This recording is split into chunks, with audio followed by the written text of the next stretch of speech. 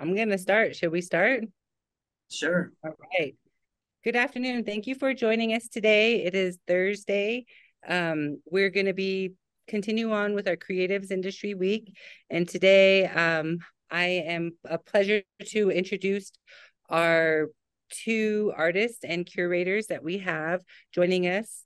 And I want to introduce Cyndi Conn, and she is the founder and president of LaunchProjects, also the program director of Anchorim Ventures. Is that correct, ma'am? And then the executive director for the Santa Fe Data Platform. She will be joining us today along with our two artists and activists that come from insurgents. I'd like to introduce Votan, and he is of Mayan and Nahu descent ancestry, and then Povi, who is from Laguna, Hopi, Zuni, and Dene. They will be leading a conversation today about activism and art in the community and how to create safe barriers and making these things possible. You guys want to introduce yourselves? Please start, Cyndi. Great. Is this where we do our little talk about our work? Yes, ma'am. Okay, I prepared a slideshow presentation because I get nervous about ready for it. getting it on. So I'm about to share my screen. And can we all see that? Yes, ma'am. All right. Well, thank you again for including me in this panel discussion. I'm an art curator by education, and I'm dedicated to leveraging the power of arts and creativity to drive positive change. In 2011, I left my work in galleries and museums with the goal of finding a way to work more directly with artists, designers, and creative minds to make an impact in our world. My first step was to work with a small team to revitalize the nonprofit organization Creative Santa Fe.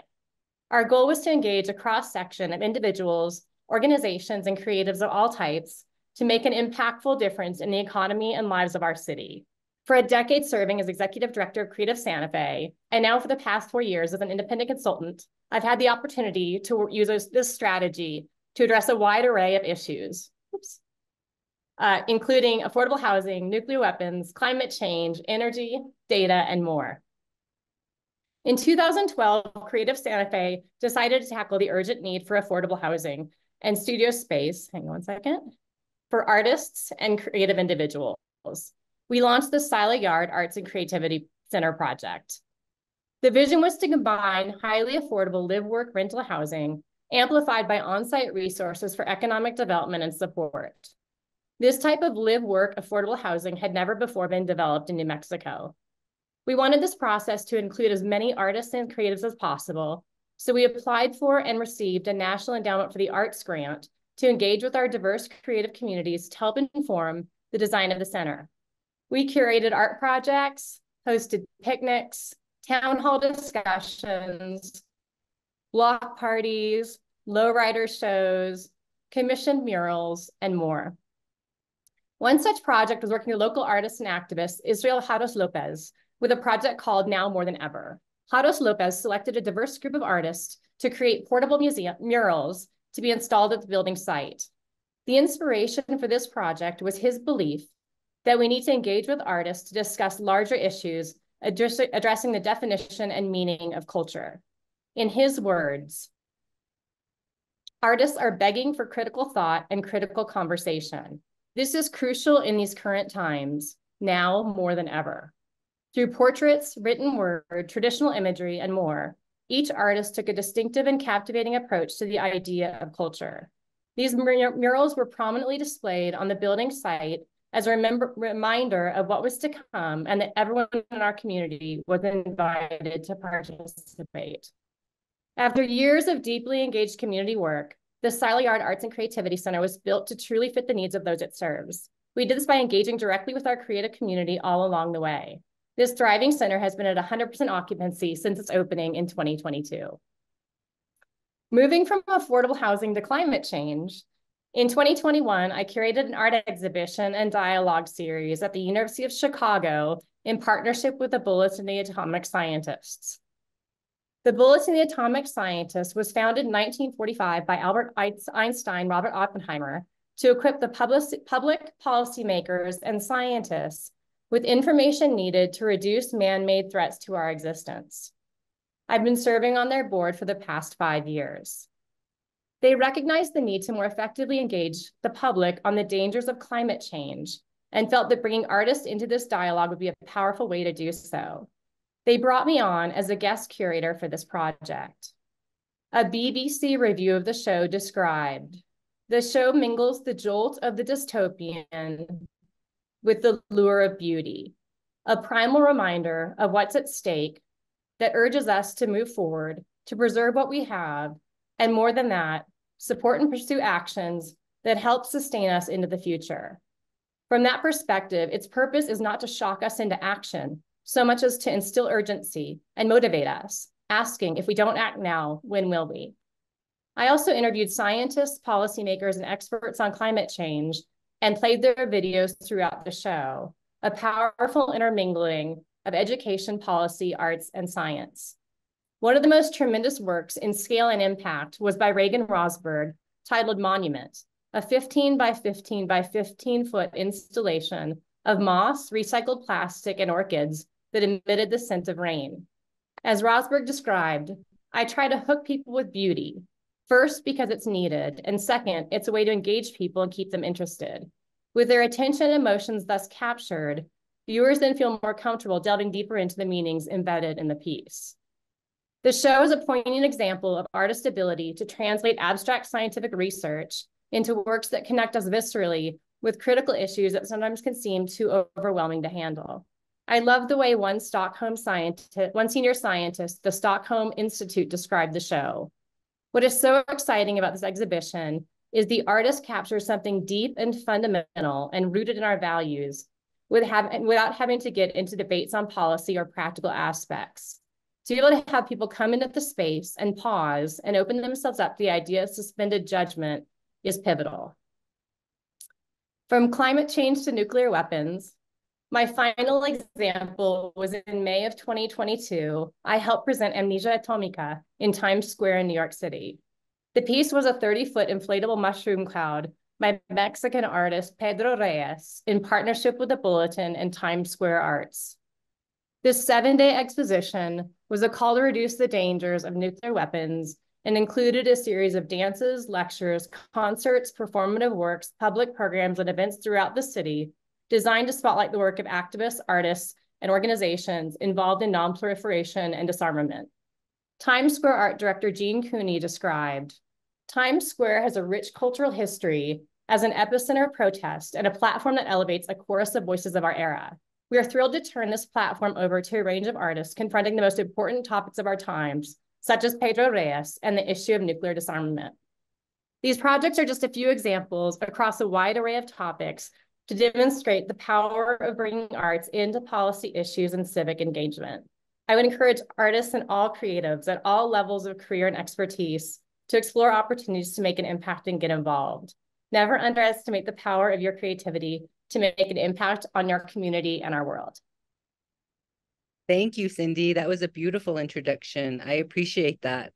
I'm going to turn it over to insurgents, to Votan and Povi, to give their introduction and just get a little bit about what they do and who they are.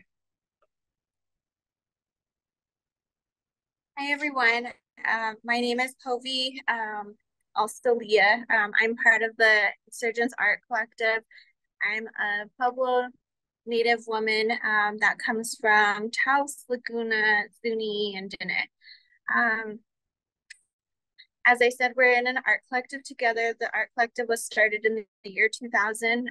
I'll go ahead and let you go ahead and talk about the founding of it. So, hello, my name is Votan. I am a Maya and Nahua ancestry. I live with my partner here in Albuquerque, Mexico. I'm originally from Los Angeles, and I grew up in the late 80s, early 90s in Los Angeles. And during that time, there was a lot of art programs that were being cut, through the effects of Reaganomics. So I was a young man at the time, and I wanted to create art, do art, ever since I was a little child. But the issue was that we were raised single mom at home. I have siblings. We all were inclined to either doing sports or art. When the programs were cut, we were basically left to hang out on the street. So after school programs were also done with. So we had to just hang out for a few hours in the street till my mom came home. Sometimes we'd go to my aunt's house, but we realized that during that time there was a lot of hip hop, music and culture slowly making its way into California through breakdancing, rapping, MCing, but also graffiti art. So I was drawn to the graffiti. I became a graffiti artist. We started a graffiti crew. It was heavily influenced also at the time by political things that were taking place. My family is Central American, so we came from a war-torn country to the United States, although I was born in the United States. But my mom and my older siblings were part of that experience. So we were politically conscious, and a lot of our work in the street, doing graffiti art involved a lot of different movements at the time. So from that came later this collective that we now call Insurgents, which was influenced and inspired by the Zapatista uprising, which took place in 1994 in Chiapas, Mexico, the southern part of Mexico, where the Maya community there, which are relatives, were protecting their traditional homelands, which is the Lacandon jungle at the time. The struggle still continues with the folks down there. We decided to create an art collective out of that using street art, but also branding the messages and the art that we were creating at the time. We then jumped on the Powwow Trail, traveling the entire country, going from reservation to reservation, listening to folks and issues that they were facing and incorporating styles and influences from all those different communities. That's how I ended up meeting Povi here, which joined us on the entire expedition, which is still going really strong. So I'll let her tell her part in her contribution. Yeah, so when I joined, the collective was really, really masculine. There was a lot of, what'd you say? It's like male-driven, collective, basically. So militant energy. Yeah, militant, very militant. So I came at it from the perspective, because we had small children at the time. I really wanted kids to have a positive but accurate representation, to see themselves in these spaces. So together we ended up coming up with this style of art where we created characters just like that. They're so cute, and it's in the style of kawaii art. So kawaii is like a popular, or it's a subculture in Japan. It's a style of art. So growing up around Hello Kitty and all manga, of, yeah, manga, all cosplay. Of that was really inspiring. So we kind of created this world, characters for the youth, and it's been going great. It's been amazing. It's so cute, but it's still so revolutionary, and the messages are still really powerful in our styles of art. So he has his style, I have my style, and the other collective members, they have their style, but together we all come together and incorporate everything. And it's been a great, a great way of reaching, I'd say, like the different generations of our communities, like, from elders to adults our age, and then children, youth, and then children as well. They all feel represented. A lot of our stuff basically covers all the bases of, humor, of gentle and cute characters, but also the activism and, the politically charged relatives that we have in our communities that are helping to change our circumstances as Indigenous people. So I feel that we're able to reach all the levels and every age range in, all the communities that we work with. So it's been an amazing experience and a journey as well, where we have gone to multiple reservations, work with different communities. We've painted murals. We have over probably 7 or 8 murals in Minnesota. We've worked with the Ojibwe, with the Dakota people there. We have murals in California with the tribes up there, Oakland, and in other states. We've traveled to other countries to do Indigenous art as well through murals. in Ecuador. We did several in the jungle. So we're constantly networking and physically working to create these bridges of solidarity between indigenous people throughout the entire continent. And we've also gone to Europe with the art that we create and sharing the message and the experiences that we've had growing up as indigenous people. We've been to Dubai as well to discuss what at the moment was taking place in Standing Rock, which we were very vocal through our art in support of the Standing Rock tribe and the people.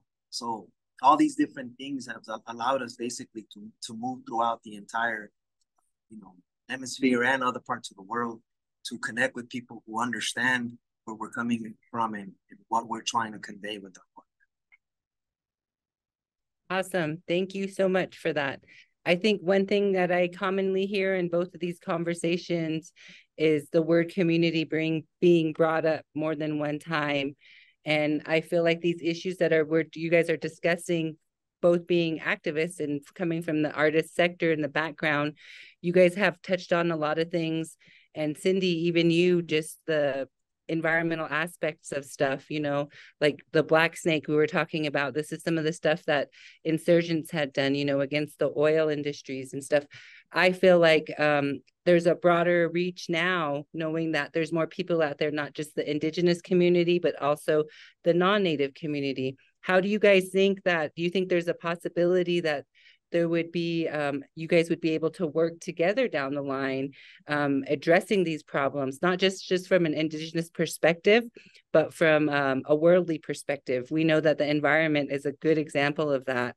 And you guys are great entities to be able to bring this to the forefront.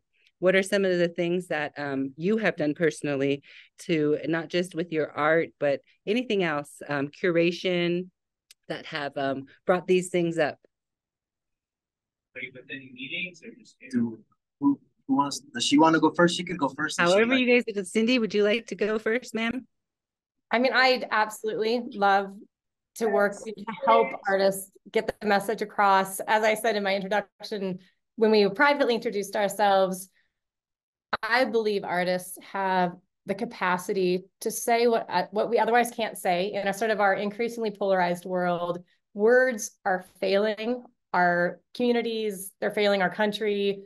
And as I see politics getting so polarized and issues getting so hot and difficult to address, I love the power of the arts to be able to address these issues. I love your characters. I mean, that's exactly such an example of using beauty and joy and something so seemingly benign and sweet to give really, really powerful messages. So to me, yes, I mean, I celebrate any opportunity. Donovan Quintero, a photojournalist from Navajo Times, was in the Human Nature exhibition, working with him and being able to showcase New Mexico drought and the unfair treatment of his people and what he was representing and the stories he's writing for Navajo Times was so wonderful for me to bring to the Bulletin of Atomic Scientists, for me to bring to the University of Chicago. So I'm always open to collaboration in any way I can be of service and help.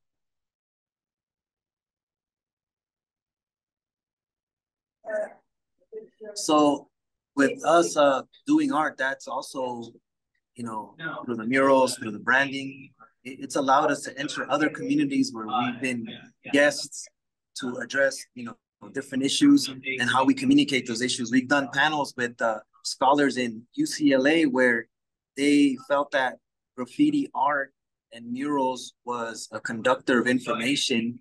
And there was folks there who were experts in maps and mapping, the United States and other nations. But at the same time, they felt like street art is based around that, around communication, right? And sending messages from one community to another. So it was a very interesting approach, but also like how our indigeneity is included in that and how we communicated through symbolism, through our languages, which are three-dimensional languages, as opposed to linear languages. And we were able to describe how we use pictures and images to collectively have the same meaning and for other groups to understand what that meaning was through imagery, right? And now we use it, through emojis, for example, right? You have emojis that everybody, texts to each other as reactions. But if you really think about ancient tradition, that's what we were doing back then with hieroglyphs and all these different images that we were sending to each other through a lot of the murals, you know, on our sites, but also on our clothing, the patterns, the symbolism in our patterns, and how we were able to continuously communicate through that. And doing the work itself now also, where we are able to travel to different communities, we realize that the best way to get folks to understand our plight and our struggle is through conversation, through examples of what we've lived and what we're currently experiencing, and not it being read in a book, but also an actual physical person telling you from their own experience how things have impacted our lifestyle and our traditional way of life, right? So right now we're doing a mural at the Hispano Cultural Center, and we're doing one here at the Indian Cultural Center, right? So we know that there's a historic, what would you call it? I guess like a, exchange of energy that took place in the past. And we felt that it was, predominantly negative. We were invited to go there. At first, we were skeptical about it because there's so many things that are tied to words like that, like Hispanic culture and the effects and the after effects of colonization. And we were invited to paint there. And once we got there and we started having conversation with folks that are there, that are working there, we realized that it was just this facade that was preventing us from working with them, because there's indigenous people there as well. And when I say indigenous people, we also are very aware that there's indigenous people throughout the entire globe. And although it may sound a little cliche, but everybody's indigenous to somewhere, right? So we try to basically have people understand that they're also part of that story of indigeneity, right? They have to reconnect. Even with the land back movement, there's different aspects, and it's an entire spectrum. Yes, there's militancy in it, but also we tell folks that white folks and other people of color are also part of the land back movement. The way we address that is some of those folks have lost the connection to the land. And we tell white folks a lot of times, like, you need to go back to the land and connect to the land. That's land back for you. For us is to have our autonomy and our connection and continue to practice our traditional ways with the land. Awesome. I love that. I think one of the things that also I think about when I think about both of you guys and all of you guys is creating those safe spaces. You guys have been able to do that with your work. And that's something that needs to be done, obviously, across the boards. Can you just give us some examples of some of those places that you have been to and some of those spaces you've created and how you've gone about that? A lot of it does involve in community, and you want to be inclusive and include everybody. And I see those things resonating with both of you individuals. So Cyndi, would you like to comment on that, ma'am? Yeah, absolutely. And I think that has been at the core of what we've created at Creative Santa Fe, and then what I've done since, is this idea of creating a vessel for inclusivity. And the arts are such a powerful way to build that vessel. One of the, we did a nuclear weapons summit here in Santa Fe, and we had an artist do a VR piece, a virtual reality piece that was done of an Aboriginal man in Australia who in the 1950s, he's a nomad and he was out wandering the lands, and he witnessed something he didn't know what he saw. He had no idea. It was a massive mushroom cloud that he thought was a god, because it had no connection to white culture yet. And a bunch of kangaroos came running out of the forest, out of the lands, and he thought it was a gift to his people. So they slaughtered the kangaroos and ate them, and they became very, very ill, and many died. And so for about 40 years, he believed that the gods had turned their backs on him, because he didn't know that this was a white Western explosion for the escalation of the Cold War. And the piece was so powerful and so profound. It won an Emmy, it won a Sundance Award. But to me, it was such an example of taking this very theoretical, very power-driven dynamic of nuclear escalation and bringing it down to like a basic building block of humanity. And that actually ruined a person's life for like 40 years, not understanding like what this was and what he'd seen. And so to me, things like that, where you can bring humanity back to issues that become just policy debates, and they become legislative issues, and they just become these wars with people that are at the highest levels, and they never get back to the humanity of what is right, what is fair. And so when you get to things, when you debate climate change and affordable housing and healthcare for people, I think you often lose the humanity and the actual impact of the humans that are the most impacted at the most risk. And so I think the arts are such a beautiful way to wake people up and get them to stop thinking in these black and white, us versus them way, and bring people together in a shared humanity to think about these issues in a different way.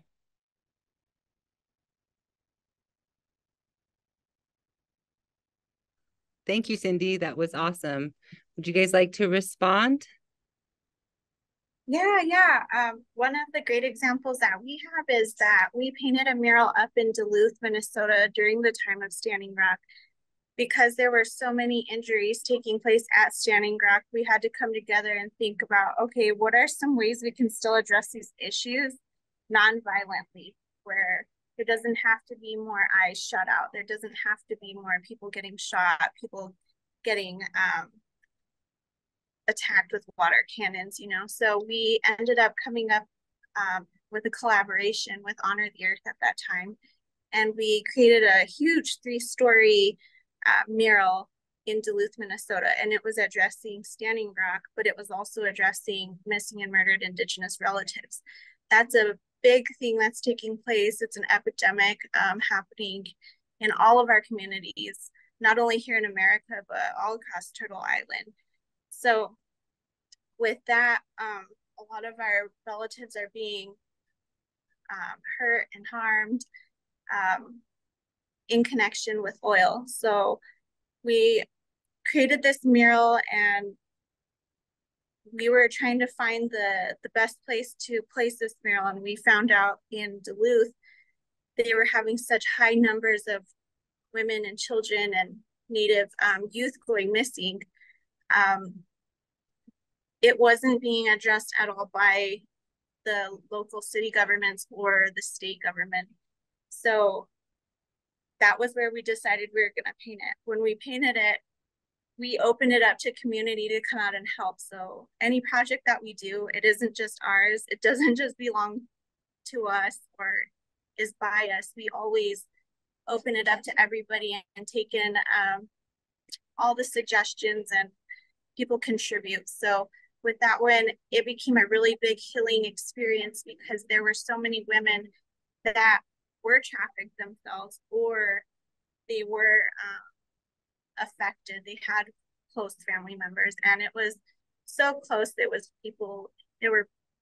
people's sisters, mothers, grandmothers, aunties, kids that went missing. So it was just a really big healing experience that they were able to come and help contribute by painting on that mural. So the end result with that was it forced the city and it forced the state to acknowledge this massive epidemic. And we ended up getting a proclamation from the state for that mural. So it's still the biggest thing you see when you enter the city, and it's making a massive impact. And it's caused task forces to pop up. There's been so many positive impacts. Yeah, like I think that it just being that scale, it definitely forced people to take a look at their own community and what's been going on there, and it basically is refusing to let it go without being noticed and acknowledged. It definitely made the mayor of the city acknowledge it and speak to it. But also, I think what's important here is that all those indigenous communities came together to this city to address something. And one of the most effective ways to do it was through a large-scale mural, which now decorates the city of Duluth and is recognized by Duluthians every time they go to that city. So it's an amazing thing that, we can address things not knowing the impact that it's going to have in the community and in even outside the community, right? Because from that, merchandise was created, obviously, for us to make a living, but also for the message to get out further and further and more people to understand what's been happening in Indigenous communities. Awesome. Thank you so much for those responses. One thing that I see too that's very common, and we know that art is healing and it's brought these communities together, both native and non-native. Something that I'm kind of weary of down the line is there's been a lot of cuts in the art sector recently, right? Just in the schools and out of the schools. Do you guys have any I guess future projects or even just ideas down the line that, that we can help have a solution to these problems? I see a lot of the kids in public schools that don't have art programs. So it's very vital that we have people like you in the community that can invite other people to be a part of these projects too. So I just want to know your thoughts on that. Cyndi? I don't have any immediate thoughts on how to get art spending back into schools and how to keep them from getting cut, but I know there are a lot of great nonprofits that do that. A lot of organizations and museums do have arts programs in schools, but if you guys have good ideas, I want to help. So yeah, I haven't been, I'm actually now working with ANCORM, and we're looking more at social determinants of health. And I think education will be a part of that. So I'll try to sneak some art in there and prove that anything that I mean, we're looking at behavioral health, and I think that's a big piece of this. When you think about behavioral health, you think about the mental health crisis our world is facing. So much of what people don't ask is, of course, are you eating well? Are you sleeping well? Are you exercising? And is there some outlet for joy, for angst, for anxiety? And the arts are just such a beautiful way for people for kids especially, to express their feelings, their fears, their emotions, their joy. So, I mean, maybe I'm thinking on the fly right now, but maybe I can kind of surreptitiously embed the arts into that behavioral health dialogue and really help some of our policymakers understand that arts and, PE and, sports are also being cut. And I think those two things, mental health and joy and creativity and sports, I think they're much, the fact that they're the first two things that get cut is, to me, just heartbreaking.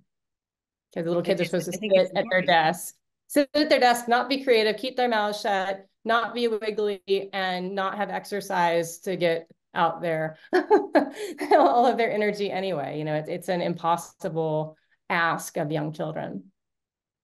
Right. Yeah, so in response to that, we've always had this mindset of we can't wait for people to save us, so we're going to save ourselves.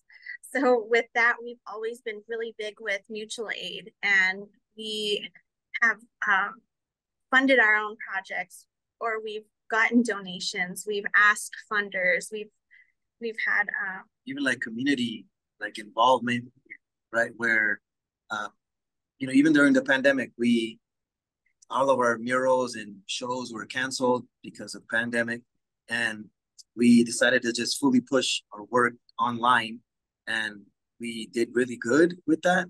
And we used some of that funding to help unsheltered folks in the street who we knew were going to be the most impacted during quarantine, right? So we decided to take our own funds and start this project of just doing it for the love of community during the pandemic. And then people wanted to join in. So then we opened it up for people to take part as well. And eventually it grew to where we serviced, somewhat meals to different tribes during the entire ordeal. But I think most importantly, it also allowed us to, again, reinforce those connections with the communities, indigenous communities, but also when we were doing the mutual aid here in Albuquerque, it wasn't just about servicing Native folks, it was about anybody who was on the street at the time. And from that, other things have sparked, right? So I think it's, very important that we reiterate that if it wasn't for the arts, we wouldn't have been able to do that, because the art is what sold and what was able to fund all these projects. And also too, with like a lot of programs being cut, like that's why we became graffiti artists, because there was no place we could feature or showcase our art, right? And we do live in a capitalist country where we have to make a living some way or another. And why not do it off your own art, your own creativity, your own, God-given talent, right?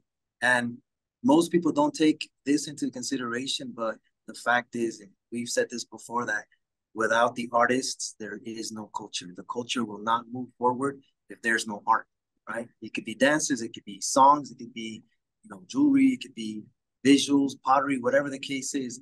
The culture is based around art, right? And it moves forward and it develops and it grows and it transcends because of art. Awesome. And, I think a lot of these projects you guys have engaged in have created a lot of discussions amongst all the communities you guys have impacted, right? Have led to larger engaging things, like starting off with one project turned into another.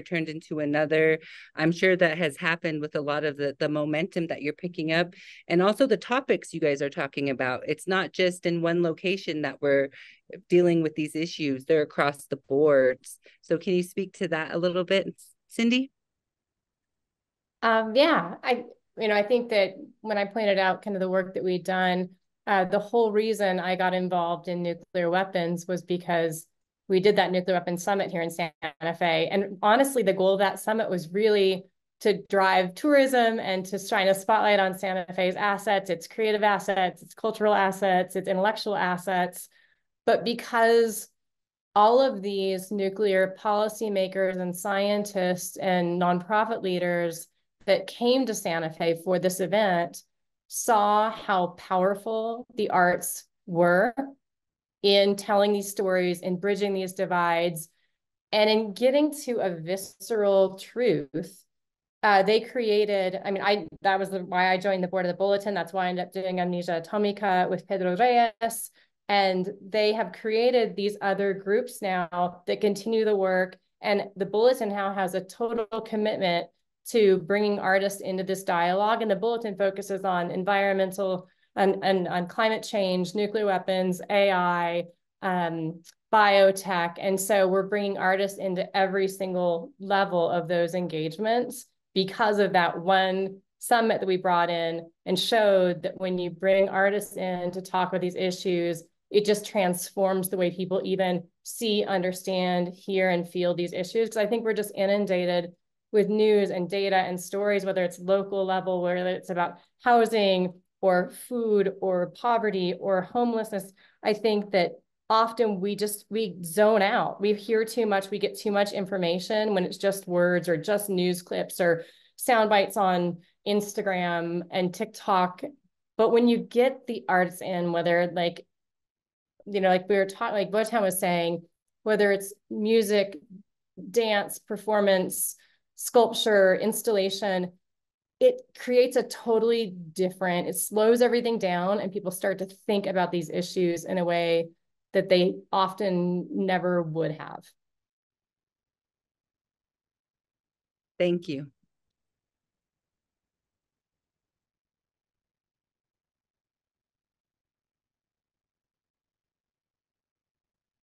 Okay, I have a question from the audience, guys.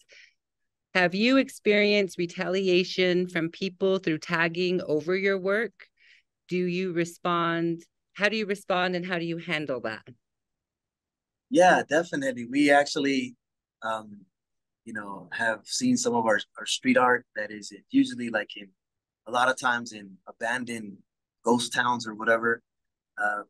Like people, artists, we all have egos like everybody else. And some people want to go over your work or your message and they want to defy what you do. And we really had to take a step back and think of it from a different perspective, not from a street perspective, to where we don't want to get, engaged in conflict. And if people go over your work, yeah, it bothers you, but at the same time, like, it doesn't limit you from continuing to do your work. So we've had people go over our stuff to challenge us or for us to talk about them on our platforms and help them in their career be acknowledged because they're disrespecting our work.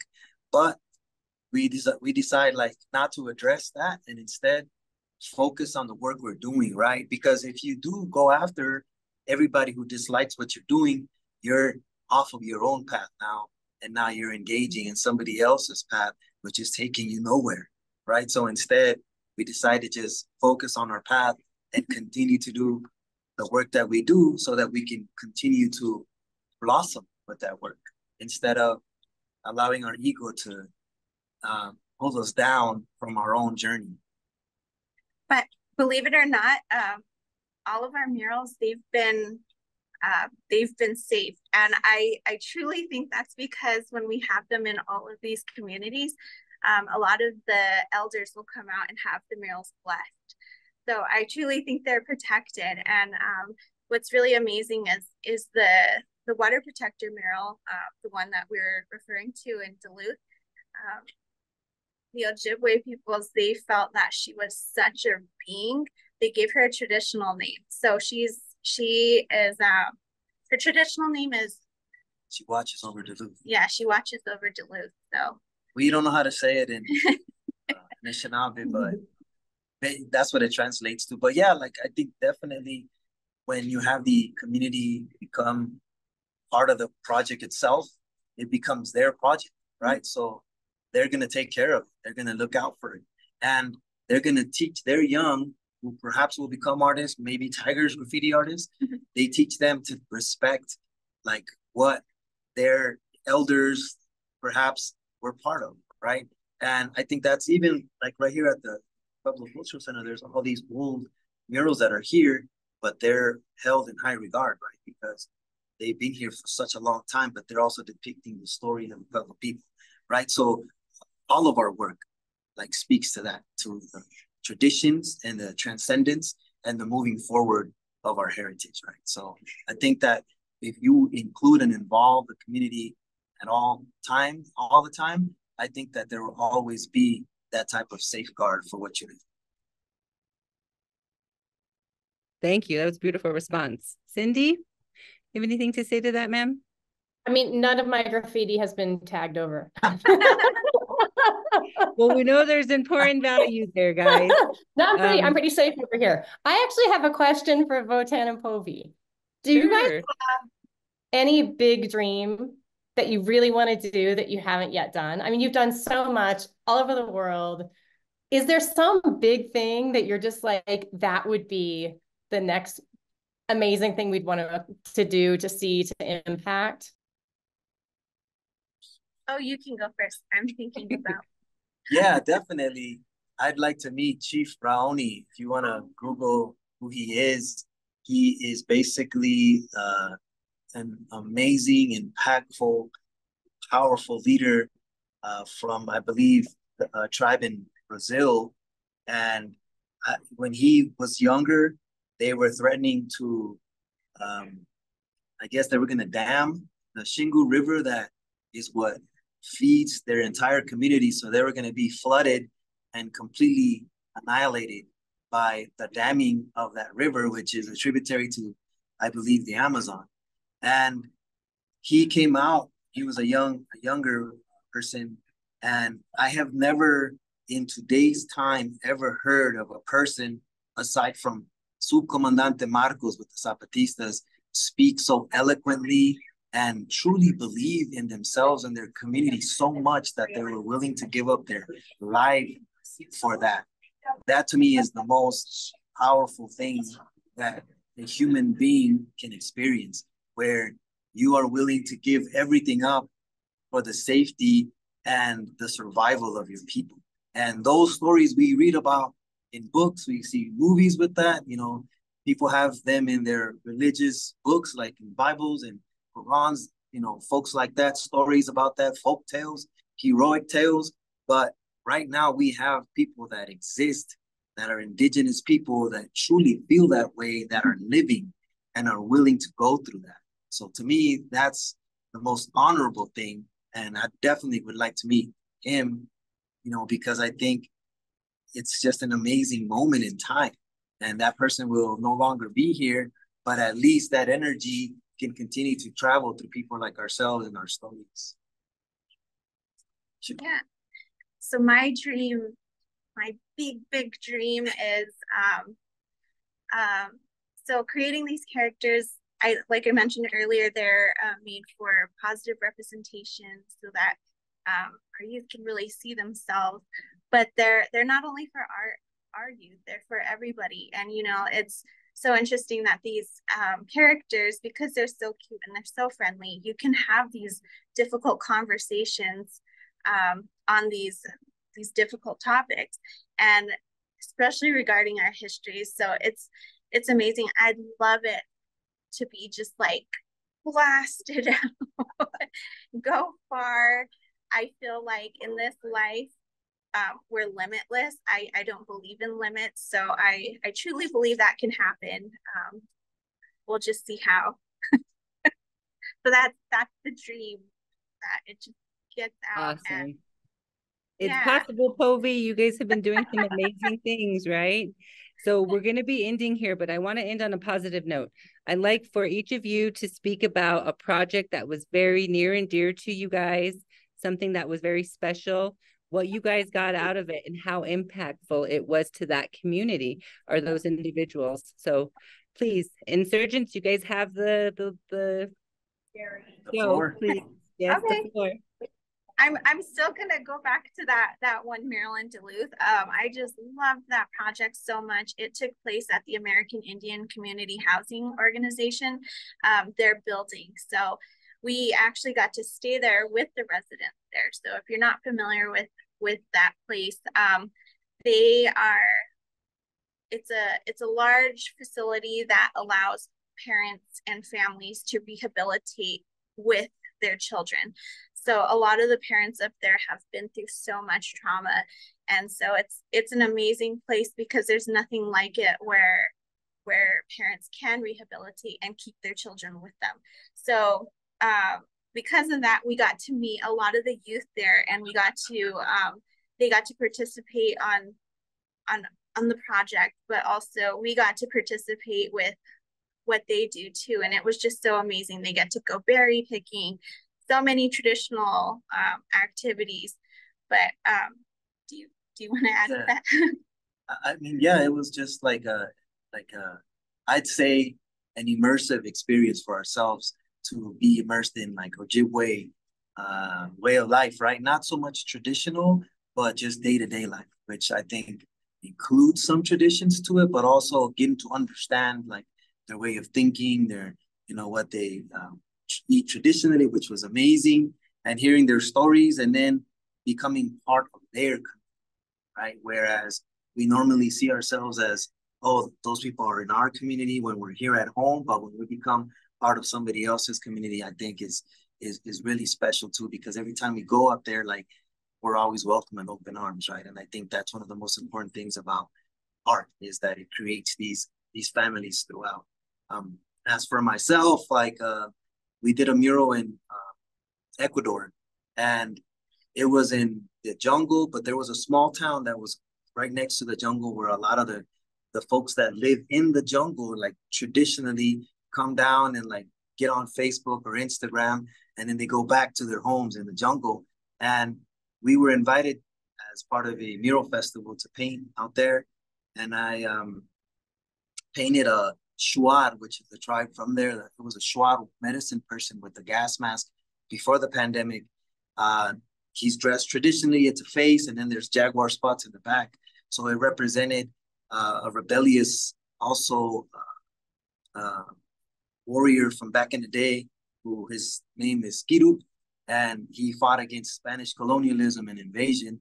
So when I painted that piece, there was a couple of folks that helped, but what was really interesting was that the Shuar would come to the community and they started seeing that piece go up. And then I became friends with some of them, and I got invited back to their community.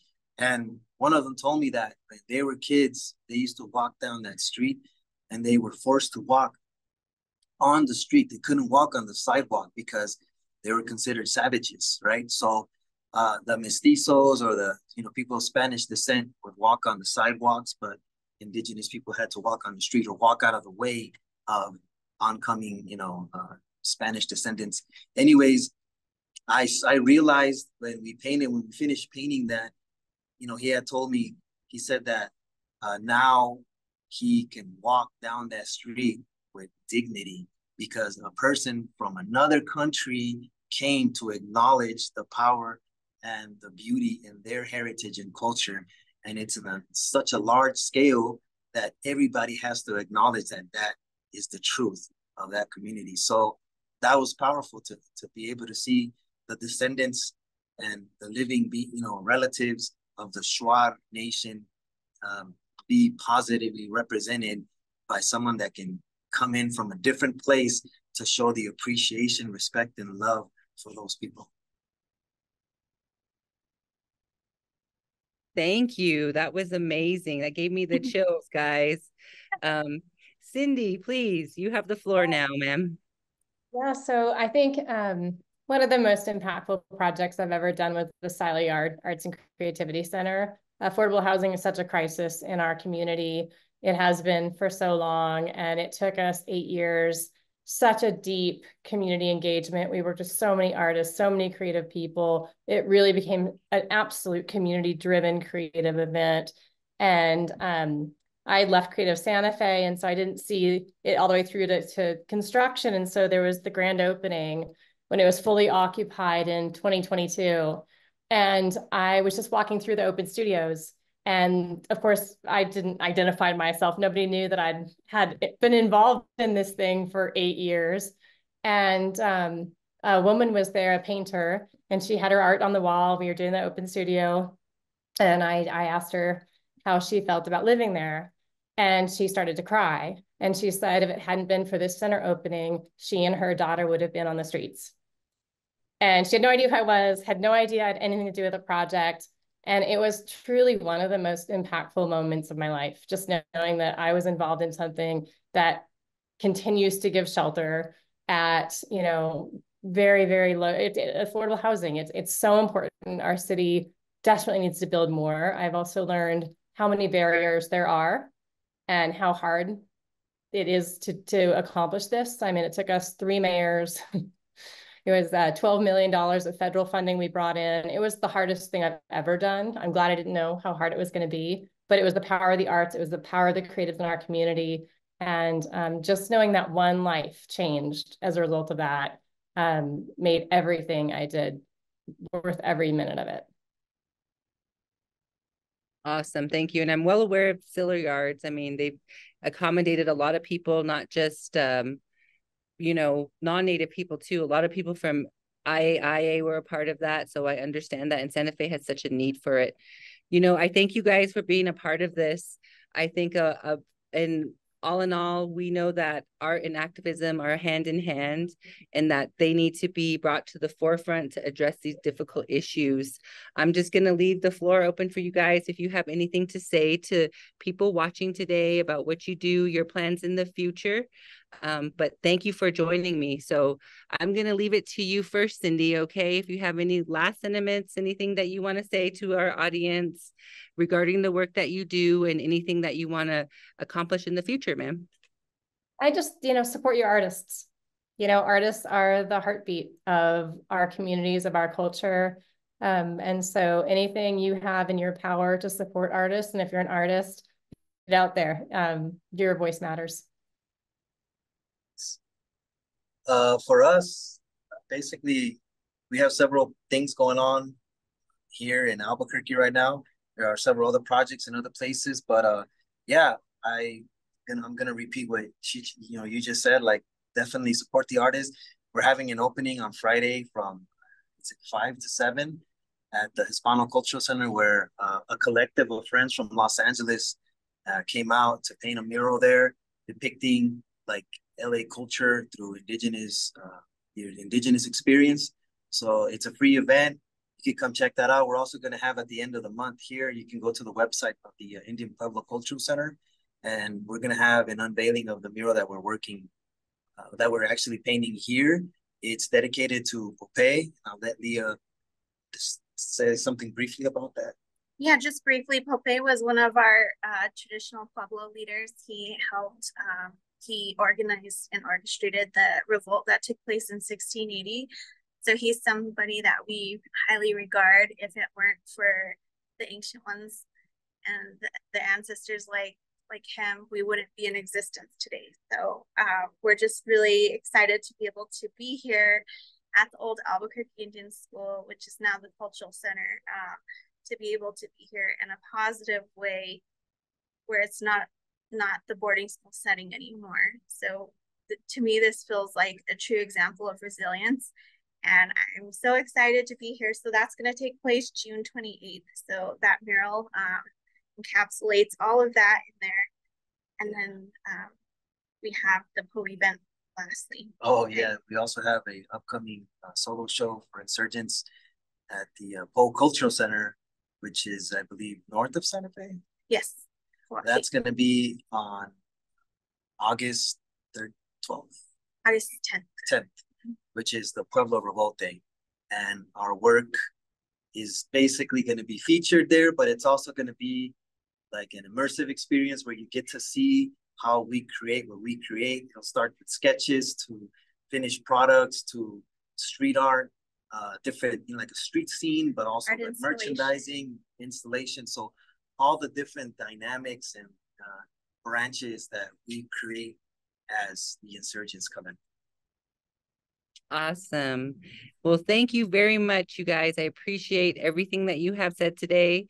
I really hope to see some collaboration down the line, you guys.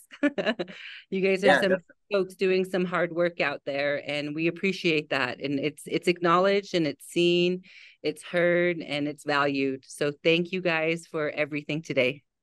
Thank you. Thank you. Yes, thank you, you. Cyndi. Okay, take care.